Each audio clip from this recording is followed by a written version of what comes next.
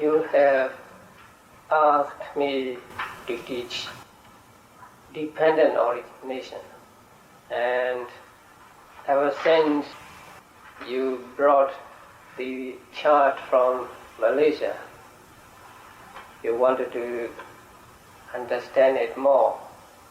And every time when you asked me, I said, not now. That was because you need a knowledge of Abhidhamma to understand the dependent origination properly and correctly.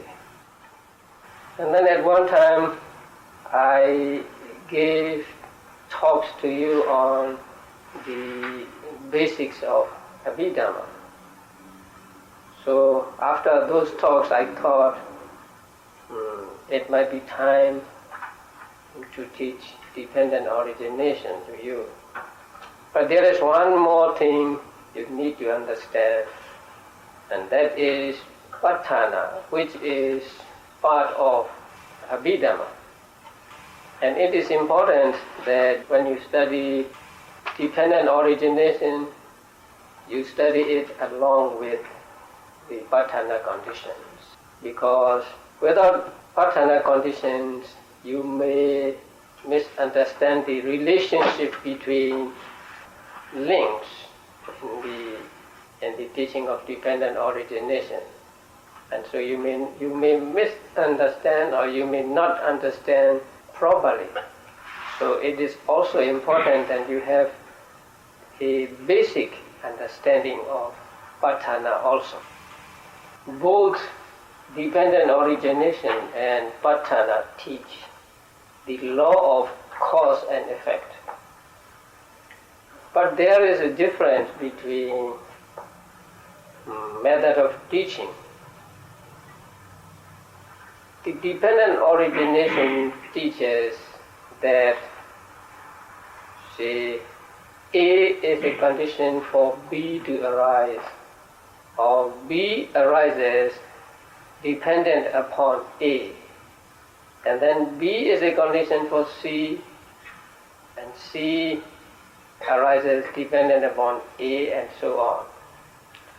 So it teaches that, say, A is related to B and B is related to C. So it teaches that nothing arises out of nothing.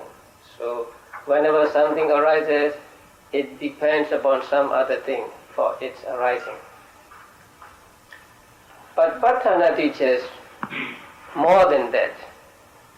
Patthana teaches that, says, something is a condition for some other thing, or say A is a condition for B, and in addition it teaches how, say, A and B are related.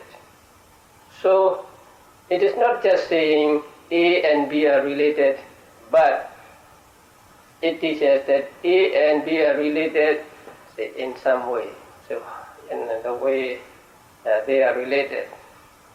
I think an analogy would be, with the help of an analogy, it would be easier to understand.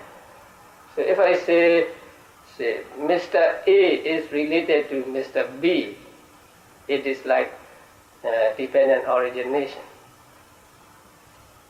But just knowing that Mr. A and B are related is not enough. How they are related.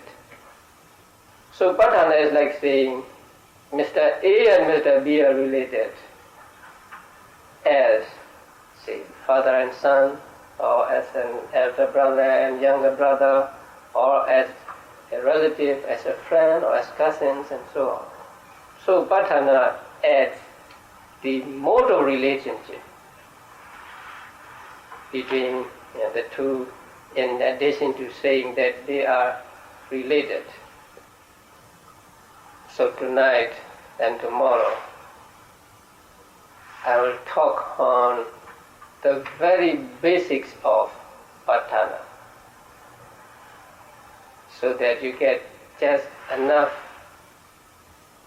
knowledge of Patthana to understand dependent origination fully and correctly. Now I say the very basics because Patthana is the biggest of the 7 books of Abhidhamma, the longest and the most comprehensive of these 7 books of Abhidhamma. Now, in the Burmese edition of Abhidhamma Pitaka, there are 12 volumes. And Patthana alone occupies 5 volumes. And the other 6 books comprise how many? 7 volumes. So Patthana is the longest of the 7 books of Abhidhamma. And it is described in the commentaries that Patthana is bigger than the great ocean.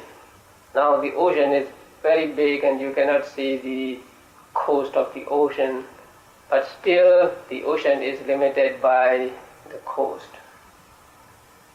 Patthana has no limit.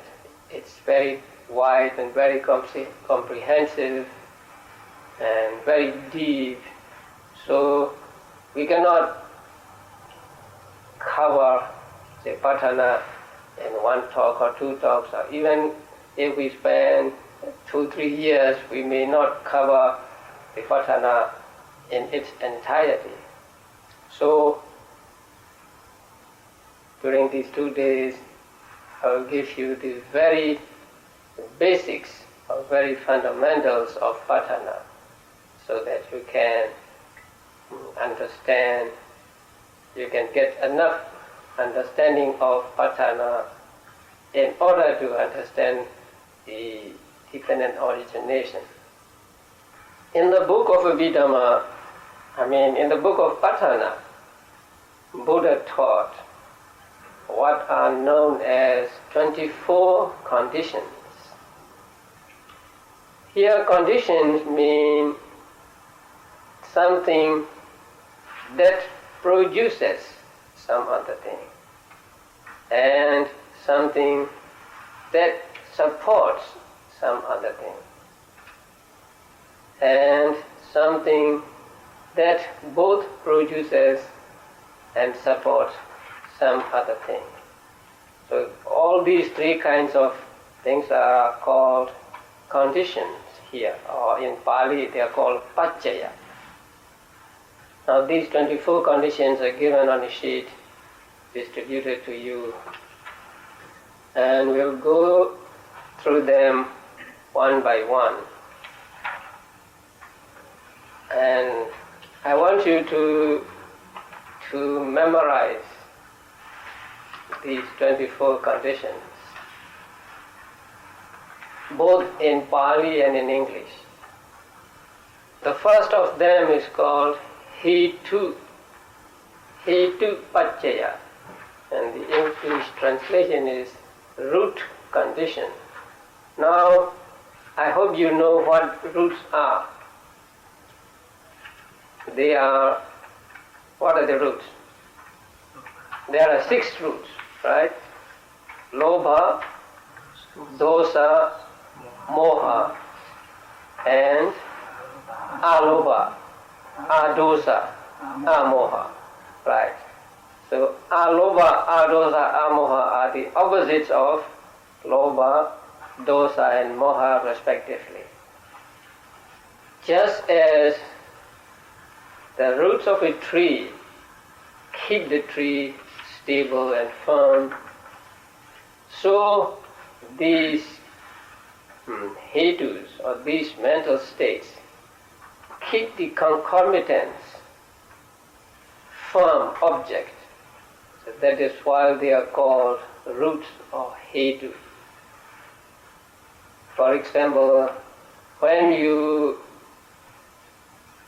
are attached to something, some object, then your mind is stuck to that object. Your mind is firmly on that object because of lobha arising together with the consciousness. So lobha is like a root there. Now you know when lobha arises, it arises together with other mental states, and also it accompanies the consciousness. So when there is an incidence of a consciousness accompanied by lobha, we can understand that there is the relationship of hetu in that case. In the case of consciousness accompanied by lobha and other concomitants, then lobha is the root condition, and the others, the other mental states and consciousness, are those that are conditioned by lobha.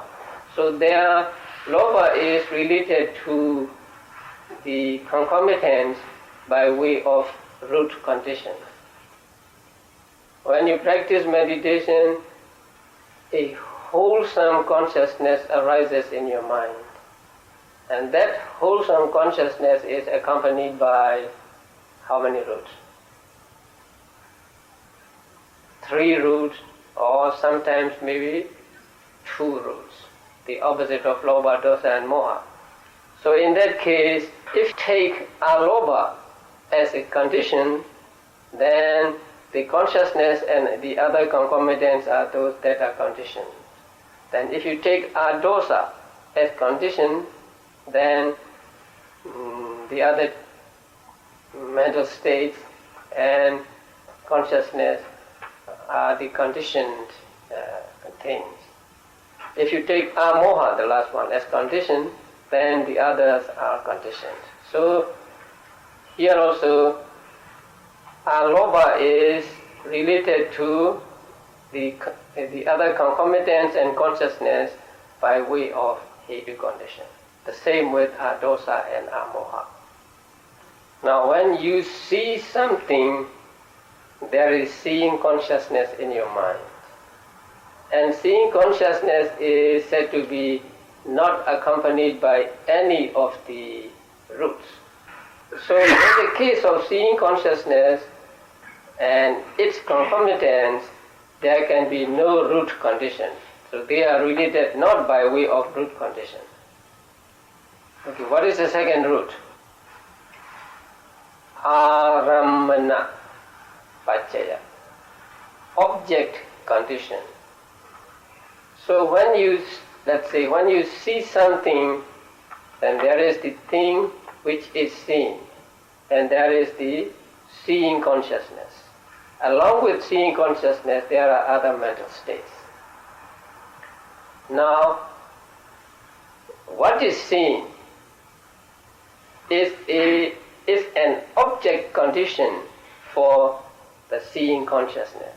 That means seeing consciousness arises only when there is something to be seen. So that something to be seen, or what is seen, is an object condition for the seeing consciousness to arise. So seeing consciousness and what is seen are related by way of object condition. You hear something and there is hearing consciousness in your mind. So how are they related? They are related by object condition, right? And you smell something. So there is smell and there is smelling consciousness. They are related by way of object condition. You taste something, and so there is the tasting consciousness, or consciousness that knows the taste. So they are related by object consciousness. And you touch something, and there is a thing touched, and there is the consciousness, touching consciousness. So they are related by object condition. Then you think of something in your mind. So something you think of and the mind with which you think, they are related by object condition. Since everything in the world is the object, there can be object condition anywhere in the world. When you are aware of an object, or when you know an object, we say that your mind takes that thing as an object. So the object can be matter, or it can be mental things also, mind also. So everything in the world is object. Now the next paccaya is adhipati. Paccaya, or predominance condition. The meaning of the word adhipati is an overlord. And there can be only one lord at a time. Now there are two kinds of the predominance condition. Now when you see the Buddha is exercising predominance condition on your mind. That means for Buddhists, Buddha, or the object of the statue of Buddha, is a very desirable object, or very strong object. So when your mind takes the Buddha as an object, you take the Buddha intensely, or the Buddha the statue of the Buddha exercises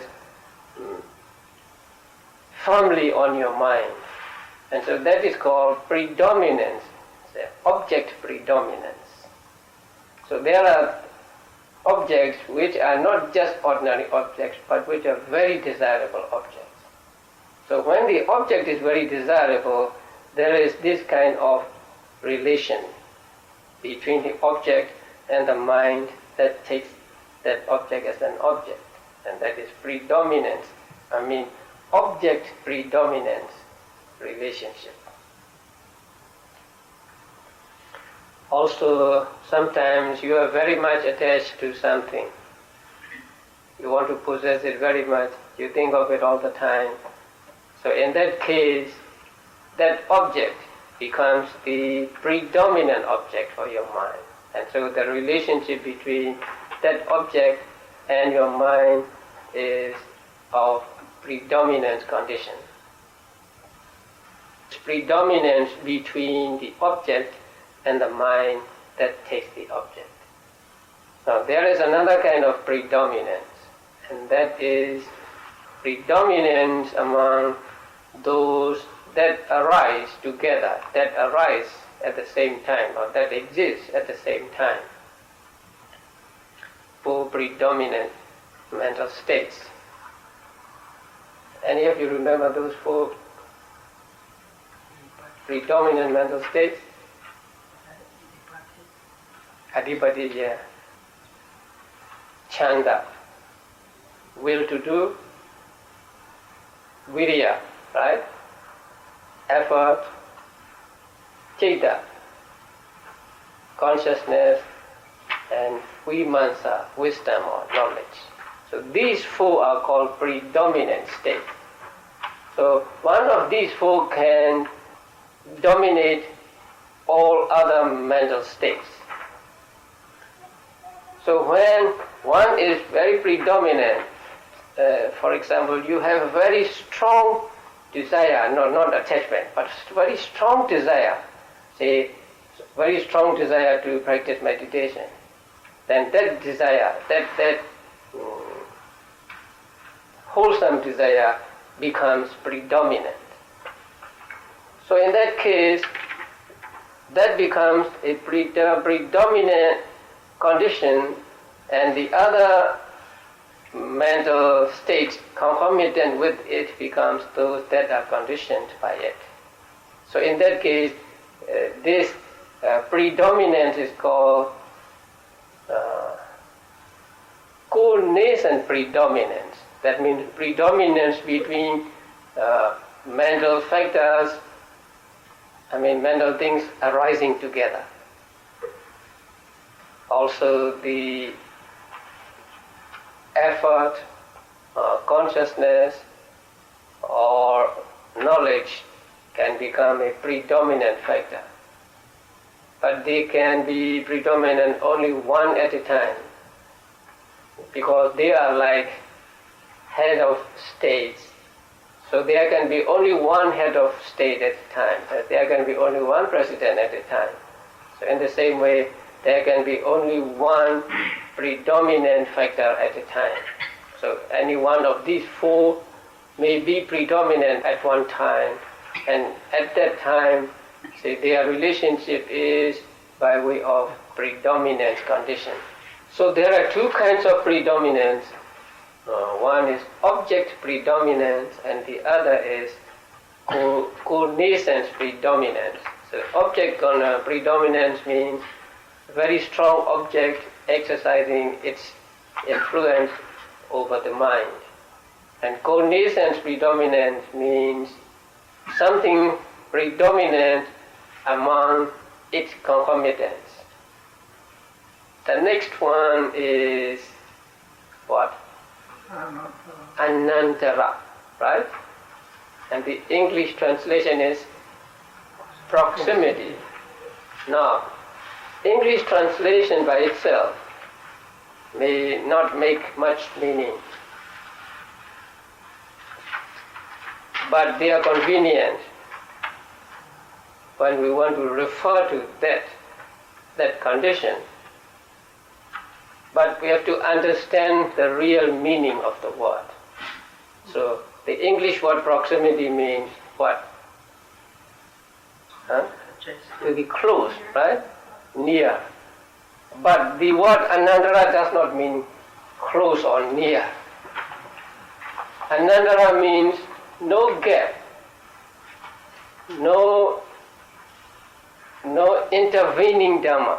So antara means a gap or interim, and na means no. So anantara means no gap, no intervening Dhamma. Now, you know, the consciousness arises, and then one consciousness arises, and it disappears, and immediately after that another consciousness arises, and then it disappears, and then there is another consciousness. So the arising and disappearing, the disappearance of consciousness, one consciousness occurs one after another, without interruption, without stop. All through, not only all through this life, all through the samsara, until one becomes an arahant and gain final deliverance. Now, when one consciousness arises, it lasts for a very brief moment. It arises and then it disappears. Immediately after its disappearance, another consciousness arises. So between the first consciousness and second consciousness, there is no gap. There is nothing intervening between them. And the first consciousness, or rather the disappearance of first consciousness, is what is called here anandara condition, proximity condition. That means it gives place to the next consciousness to arise. If the first consciousness does not disappear, then the second consciousness will not get chance to arise. So it is something like you give this seat to another person. So long as you are on this seat, another person cannot take this seat. So you move away, you make yourself disappear from that seat, and then another person can take that seat. So that is what is meant by anandara condition, proximity condition. So giving up your position or something so that another can take your place.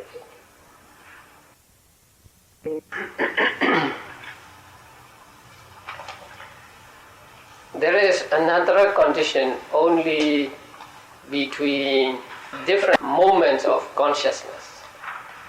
Now, when we teach thought process, we use a diagram. Say, the diagram contains moments of consciousness one after another.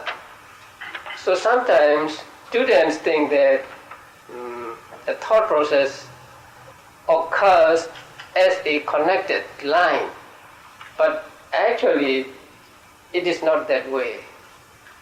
In moment there is only one type, one consciousness, and the next moment this consciousness disappears, and in its place there is another consciousness. So at one time there is only one consciousness, not say 17 thought moments arising at the same time.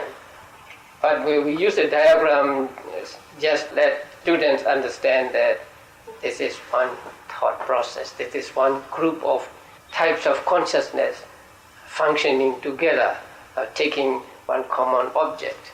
But in reality, no two consciousness, no two types of consciousness arise at the same moment. So at a given moment, there is, let us say, number one consciousness. And then it disappears. And in its place, there is number two consciousness. Then it disappears, and there is in its place number three consciousness, and so on. So anandara condition is actually one consciousness disappearing so that another consciousness can arise. So we will come to the disappearance condition later.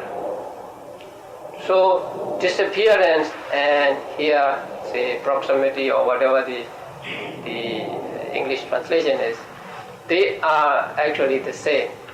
So when something is an anandara condition, it is also a disappearance condition. They are the same.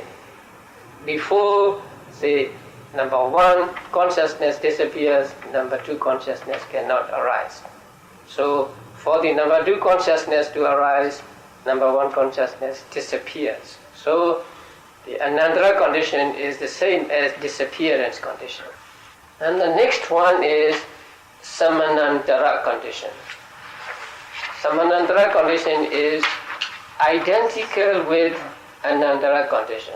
So there is no difference in essence between anandara condition and samanantara condition.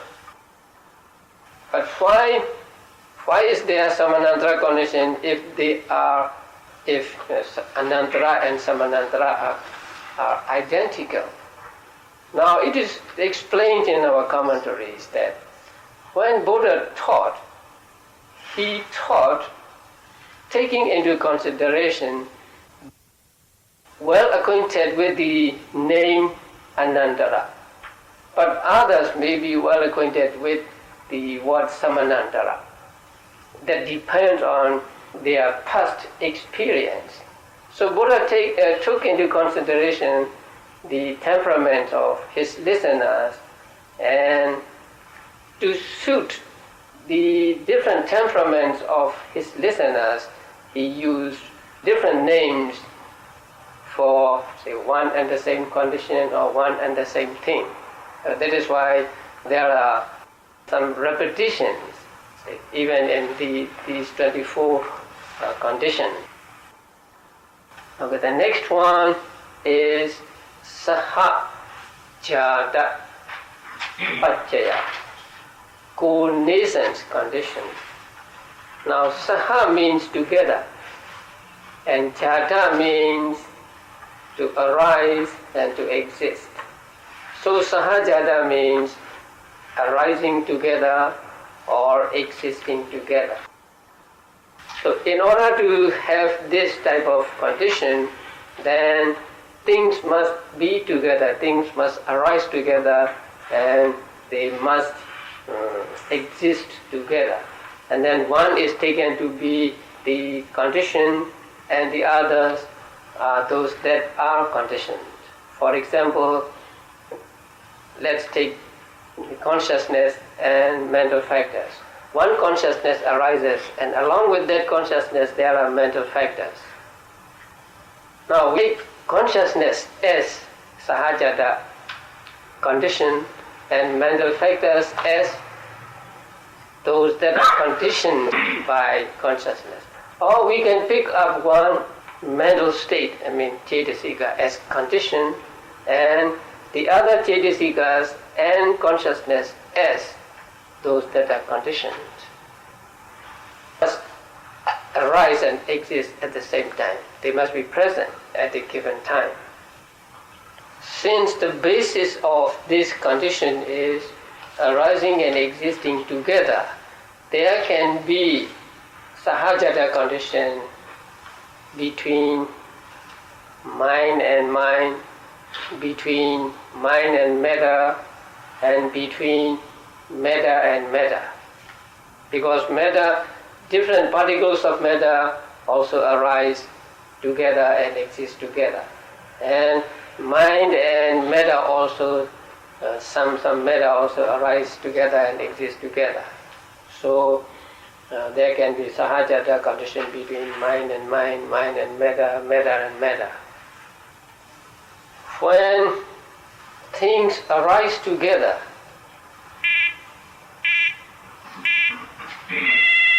sometimes one is always the conditioning and the others are always conditioned. But at other times, they can be conditions mutually. That means they can be conditioned for each other or conditioned for one another. So when there is such a reciprocal conditioning, then we call it the number 7, anyamanya pachaya, or mutuality condition.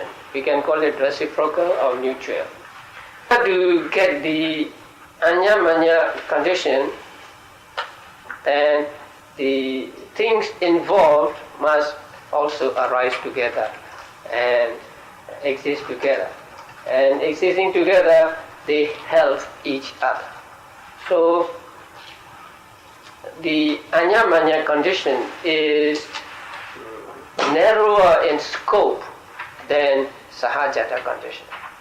Things may arise together, but they may not necessarily be conditioned for each other. One may be the conditioned and the other may be always the conditioned.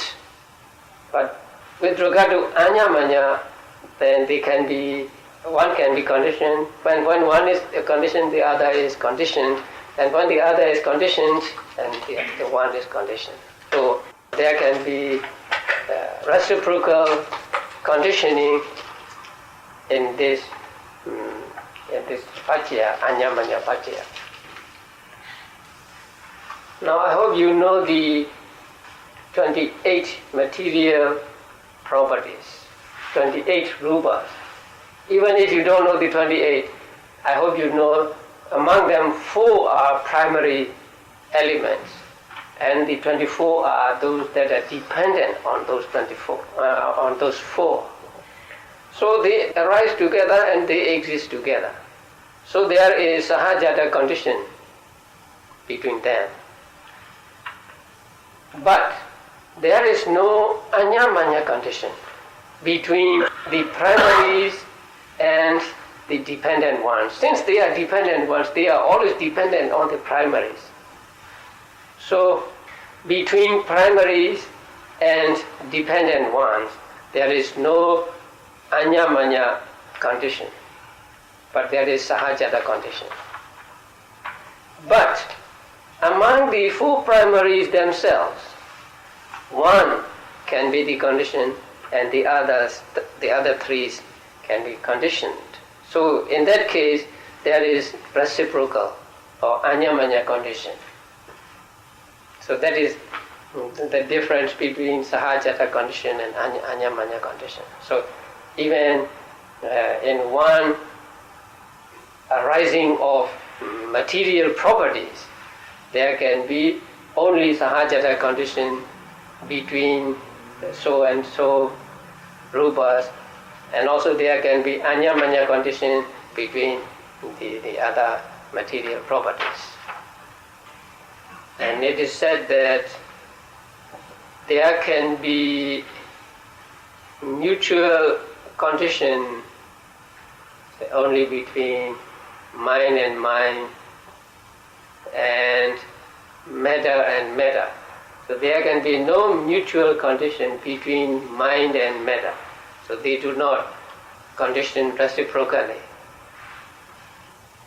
Now the next condition is nisaya pacchaya, support condition. Now nisaya means something on which you depend, something on which you rely. So when you are sitting on a seat, the seat is your nisaya. So when you are leaning against a wall, then the wall is your nisaya. So nisaya means something you depend on, something you rely on. So that can be a support. So that is why it is translated as support condition or dependent condition. Now when you see something, there is a thing to be seen. There is the seeing consciousness, and there are the eyes. Now, seeing consciousness depends on what is to be seen. That means if there is nothing to be seen, seeing consciousness will not arise. So, the object which is seen is a support condition or nisaya condition for seeing consciousness.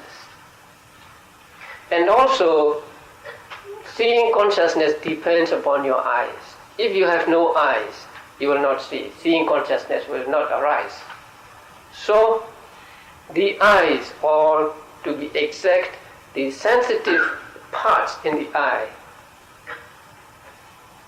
So, the sensitive eye is also a nisaya condition for seeing consciousness. Is the nisaya as object, the other is nisaya as a base. And between things arising together, there is also this support condition. Now, consciousness and mental states arise together. And when one supports the other, then that supporter is nisaya condition for the other mental states. The support condition can be understood in two ways. The support as cognizance, support, say, among things that arise together, and support between things that arise before the thing that is conditioned arise. I'll explain it later. So nisaya condition can be between those that arise together and also between those that arise at different times. Now, when you see, there is a seeing consciousness, and I said that seeing consciousness depends on the eye.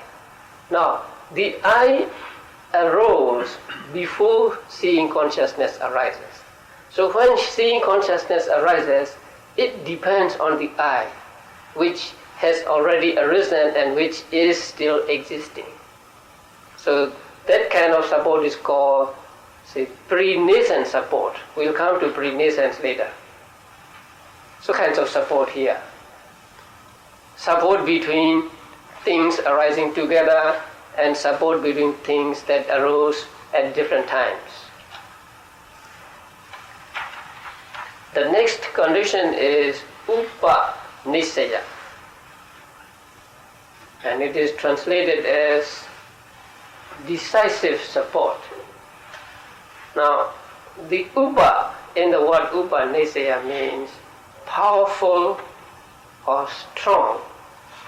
So upanisaya means strong support, strong nisaya. This upanisaya can be found in those that are anantara condition and those that are object condition. Now when an object, consciousness takes an intense object, and there is said to be this powerful nisya condition in the object. So in that case, there is the upanisya condition between the object and the mind that takes that object as an object. And it is also said to be found in those related by anantara, related by proximity. So one or the preceding, let's say, consciousness. The preceding consciousness is, or the disappearance of the preceding consciousness is a strong support for the next consciousness to arise. So there is said to be the upanisya condition between those that have anandara condition also. And there is a third kind of upanisya, which is actually very wide. According to that condition, everything in the world can be that the third upanisya condition. All consciousness, mental factors, and rupas. It is rather an influence, actually. And so, kusala can influence akusala, and akusala can influence kusala. Now, influenced by kusala, you may do akusala. And influenced by akusala, you may do kusala. Influenced by means taking that as an object, thinking about that. Now, for example, you did something wrong in the past, so that was akusala. Now you think of that akusala, and you try to counterbalance that akusala by doing kusala now. So your kusala now is influenced by your akusala in the past. So that akusala is said to be the upanisya condition for your kusala now. You do something good and you get kusala. And later on, depending on that kusala, you may have some akusala. Suppose you offer something to a person whom you think is very virtuous, and then later you found out him to be, let's say, a wicked person, and so you are disappointed, and so that disappointment is akusala. And that akusala is conditioned by the saddha, generosity you practiced to that person. So this third upanisya condition is very wide, and it can be applied to almost all or any condition in the world. Or a friend also can be this kind of upanisya condition. Depending on a friend, you may do some akusala, or you may do some kusala. So your akusala or kusala is conditioned by that friend. Sometimes your kusala and akusala may be conditioned by food. So you eat some food, and that food may cause you to get kusala or akusala, depending on, say, how you eat it. And also climate or weather. Sometimes the weather is too hot and you are angry and you have akusala. Sometimes it is good and then you feel good, then you have another kind of akusala. Or sometimes you can take weather just as it comes and without any like or dislike, and then you get maybe kusala with regard to weather. So with regard to this, the third kind of upanisya, even the outside things can become the condition. Even they can condition or they can influence, say, your mind, and you get kusala or akusala depending on these things. Since it is so wide that it comes as an easy way to explain It's a relationship. If we cannot think of any other relationship, we just say, oh, it must be that Upanishya, because nothing can escape this that Upanishya. But there is another Upanishya wider in scope than the Upanishya we are talking now, and that is called Sotanta Upanishya. So there are two kinds of Upanishya, Abhidhamma Upanishya and Sotanta Upanishya. According to Sotanta Upanishya, anything can be condition of anything. So that is wider. So if we cannot find Abhidhamma relationship, Abhidhamma Upanishya relationship, we can say, oh, it is according to Sotanta Upanishya. So it is an easy way of explaining things. The next is Purijata, pre-nascence. I've already explained Purijata in connection with Nisaya, right? So Puri means before, and Jata means, say, arising or existing. So what it means here is that which has arisen before and which is still existing. Now in Abhidhamma, it is taught that matter lives longer than mind. So matter lives 17 times longer than consciousness or matter factors. So when we say we see an object, we mean there is the seeing consciousness. Now before the arising of that seeing consciousness, the thing we see arose. So when we really see the object, it has, say, lived for, say, 3 or 4 moments. So it arises before the seeing consciousness arises. So the relationship between the object which is seen and the consciousness which sees is, in this case, by way of pre-nascence. The object arose before the seeing consciousness arises. The same with the eye sensitivity. So eye sensitivity also arose before seeing consciousness arises. When seeing consciousness arises, it depends on that eye sensitivity which is already there, which has already arisen and is still existing. Now, before existing condition, so that is translated as pre-nascence. I hope you will notice that when there is Purijata condition, there is also Nisaya condition. The eye consciousness depends on the visible object, or it depends on the eye sensitivity. So both visible object and eye sensitivity serve as a base for the seeing consciousness to arise. So seeing consciousness is related to the object seen by way of, or we can say the object is related to seeing consciousness by way of Nisaya as well as Purijata. And also the eye sensitivity is related to eye consciousness, seeing consciousness by way of Nisaya or support, as well as by